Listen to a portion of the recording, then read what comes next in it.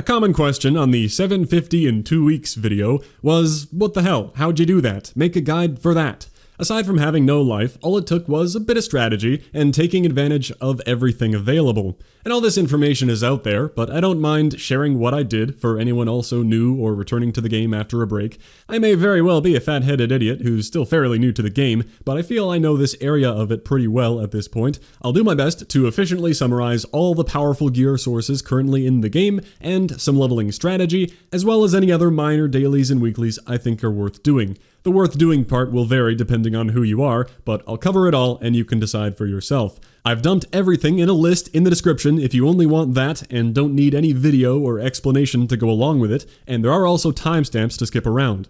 First, very important we're on the same page. Assuming you have the annual pass content, you've played through Forsaken, and are level 50, your starting point for leveling should be 690 at minimum. You're given that power surge by completing the invitation quest picked up from Werner in the tower. You get a full set of some blue 690 gear to catch you up if you weren't at 700 from the previous season.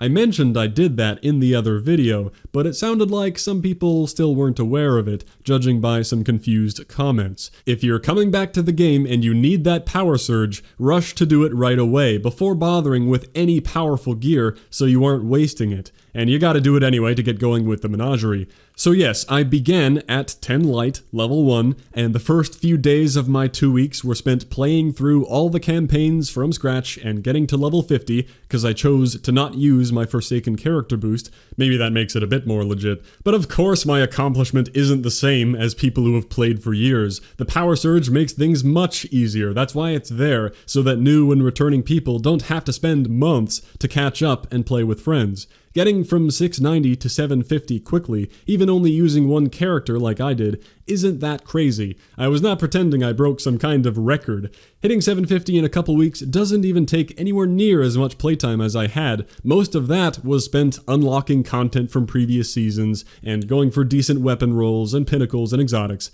With that explained, on to the powerful gear. Quick mention for the most obvious powerful dailies and weeklies being everything that is marked in your navigator by the game. I don't need to talk about these, you don't need to remember to do them, because the game is telling you to do them, and you can choose to or not. Remember with the 2 Nightfall powerfuls, if you do a quick run for completion, then a run for the 100k, the first powerful could potentially raise your level, meaning the second one may be even better, as opposed to only doing one run for both. You save time that way, but you could lose out on a little power. So there's all that, the Flashpoint and Petra. She has the weekly story and the bounty for doing 8 dailies, plus the challenge reward for doing both of those. That part is marked on your map, but then there's the Ascendant challenge you can claim from her as well. Then there's all that stuff on the tower, clan rewards, Ikora's weekly, the 4 Werner treasure bounties, +1 for doing them all, and the 2 black armory frames, +1 for doing both of them. If you want, there's a website I'll link below called destinyreset.net. It'll show you when things reset if you want to keep track of it all. I thought I would want a tool like that, but ended up not needing it, because it's easier to just open the game and do what it says. Now for all the powerful weeklies that are not marked for you, so it's handy to keep track of them all. You've got the 1 powerful spider bounty you can get for ghost fragments. There's tier 4 heroic blind well, you can get 1 powerful there. From Zur, you can look up where he is each weekend, and if you haven't done them, pick up an invitation of the 9. There are 9 of those to go through. You've got Hey Guys Drifter here, 2 powerfuls from him. May as well pick them up before doing any of the Gambit and Reckoning daily and weekly challenges. And he also has 4 powerful heads you can go for. Next is the Menagerie, where you can get 1, 2, or 3 powerful drops depending on your power and efficiency upgrades in your chalice. Hovering over the chalice will tell you how many powerfuls you have left for the week. Only a few days left until they patch the chest cheese on the 9th, and of course there's doing powerful raids for the biggest increase in power, Last Wish and Crown of Sorrow, and there are the raid and clan bounties you can get from Hawthorne. If you're into the game enough to have a fire team together for those, I imagine you wouldn't be here on this video, but there are plenty of LFG communities and Discord servers you can join if you want to get involved. I know that won't be for everyone though, that's fine, you don't have to raid. Finally, some sources for powerfuls that you don't have to keep track of every week. You can grind out Crucible and Gambit for powerful drops from significant rank ups. I wouldn't do that personally unless I'm working towards something else at the same time, such as Iron Banner, which isn't always around, but that was a huge help. 7 easy powerful bounties and the questline for the armor. If you don't mind Crucible, take advantage of it when it's here. There are prime engrams, of course, from killing powerful enemies and playing Crucible. I'd never recommend trying to grind for them specifically, but it's nice to get them as you play.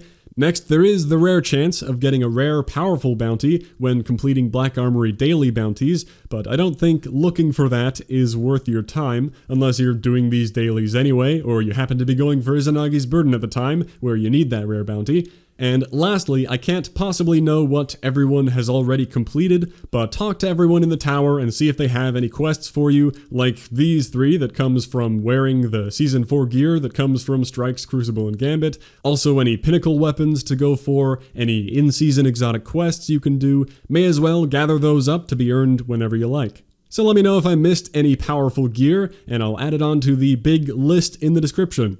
Now I'll talk leveling strategy. Nothing too crazy in depth making you do things in a certain order, but there is a simple, good way to approach things. First of all, when it comes to leveling up one character, you know it ain't good when 1 or 2 of your items fall behind everything else, and you're getting unlucky powerful drops that aren't even helping you, so you want to limit the RNG as much as you can to replace your lowest thing by controlling which drops you get, which can be done with some of the powerful sources we went over, namely Black Armory frames, Gambit heads, and the Menagerie give a lot of control. If you ever have a low helmet slot lagging way behind everything else, well, you can always go do one of the 4 powerful Gambit head bounties to catch that right up.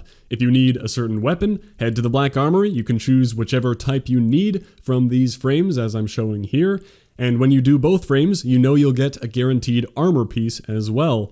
And third, there's Menagerie, which is the ultimate RNG eliminator. If you have Power and Efficiency 2, you can get 3 weekly powerfuls, and if you have the runes for it, you can choose exactly what they are. Good chance you've seen tables like these showing rune combinations. I'll link this Reddit thread as well as a website you can use to try out rune combos. So if you're getting unlucky, getting too many powerful kinetic weapons, and not getting that leg armor that you need, throw in a Rune of Gluttony. There you go, easy. So this I would leave towards the end of your weekly grind if you can, both because you might get more Imperials to upgrade the Chalice further if you need that with the maps and the buffs you can buy, but also it is the ultimate tool to pick your lowest item and replace it with a powerful.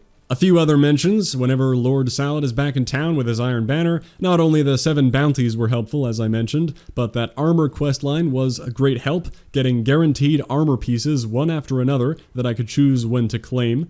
And if you were to time a pinnacle weapon or an exotic like Truth at the right time, that could also help replace a slot that you need, but not nearly as flexible. Bottom line, there are some ways to limit your RNG to waste less time getting unlucky. When it comes to leveling up multiple characters, that all still applies, but you would generally want to try to do any weapon powerfuls last if you can, like the Black Armory frames and maybe a 3rd weapon from the Menagerie, because you'll be getting as high as you can with the random powerfuls first, then by getting weapons last, they will be as high as possible, and you can trade them over to your next character to give the biggest boost you can. Then naturally, with that character, you would try to focus on replacing your armor so you aren't getting worthless powerful weapon drops. That is all I'll say when it comes to leveling and powerful gear, but I'm not quite done yet because I said I'd throw in any other unrelated daily and weekly activities that I think are worth doing. Not gonna mention everything, only highlighting a few, because many of them, like Vanguard and Crucible bounties, are gonna be a hard pass from me. Planetary vendor bounties are great for getting to level 50, but after that, no thanks. However, gunsmith bounties are quick and easy. I love hoarding those cores and mod components, so I get those done every day, and you can do them on all your characters if you feel like it. Takes no time at all if you combine 2 of the bounties, like if I need sidearm, arc, and shotgun, just pull out some crappy arc shotgun to make it faster. And if you have some characters that you don't play as much, if you mainly play 1, well, you can just hop on and claim the first 4, leave the other weekly one alone if you don't think you'll do that. But the first weekly is always just a location to get precision kills, so by doing these 3 every day in the weekly location, you should end up finishing that one too. If you're done with the weekly, you can always go to Mars, start up an EP, and farm the Thrall. Another thing I do each day is real simple, maybe more of a new player thing. I can see not needing to do this anymore before too long, but I go and buy 1 Black Armory mod, since it only takes 1 schematic, but gets more expensive if you were to keep buying them. That resets every day. good to have those mods if I want them someday. I mentioned Xur earlier for the powerful invitations of the 9, but of course if you need any exotics from him, that's a very important thing to check in on every week. And finally there's the weekly opening of the Nessus Barge chests. It's less important when you don't need Imperials anymore and have plenty of runes, but chances are you're not short on Glimmer, so may as well. That isn't a big list, but that's what I try to keep on top of, since it only takes a quick 20 minutes or so to hop on and knock that out each day. I'm curious if anyone has other daily or weekly things they think are important to do, because I am still very new to this game. The sources for powerfuls I found easier to research, but I can't help but feel like there's some daily bounty or some recurring activity I should be doing that I'm not. So feel free to share your own tips and tricks if you got them.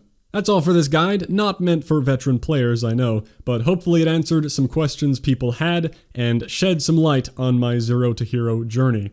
Thanks for watching. I'll catch you next time.